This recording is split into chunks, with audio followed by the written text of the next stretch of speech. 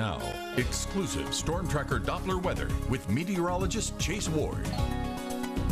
Starting off mainly clear and quiet. We're not tracking anything on the Doppler radar. The skies will be clear throughout the rest of the morning, and it's definitely muggy with temperatures and the dew points once again still sitting in the mid to upper 70s. High pressure kind of currently has the main hold across the area, and not just for our region, but really across a good chunk of the deep south. You can kind of see this broad high pressure, this broad upper level circulation right now over the high, which is now moved right now across portions of the Arctic Missile. This is the kind of heat dome, you could say, it's going to be impacting us for today and also for tomorrow as well, where we are expecting hazardous heat conditions. Now, area-wide, we're mainly in mid-upper 70s. Monroe still sitting at 80 degrees, though, 76 Ruston, 75 up in Camden.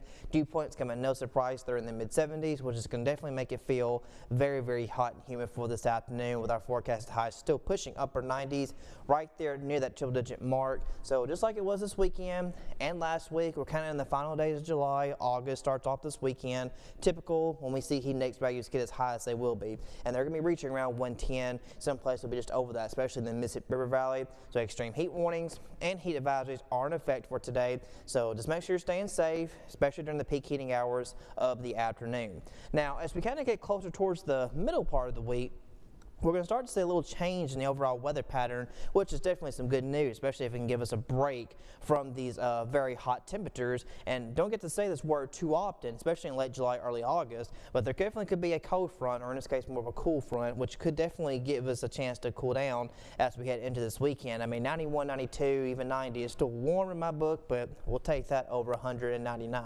So as we kind of go that the next couple of days, like I said, high pressure kind of has the main hold over our area as heat safety needs to be practiced for the next few days. But once we head towards Wednesday, going to Thursday, that's where we're going to see these upper level features kind of start to take root, and we're going to see winds potentially shift more out of the north and northwest a little bit, and we're going to see shower thunderstorms popping up ahead of the winds kind of changing direction, and that's what's going to give us this cool down for the late week.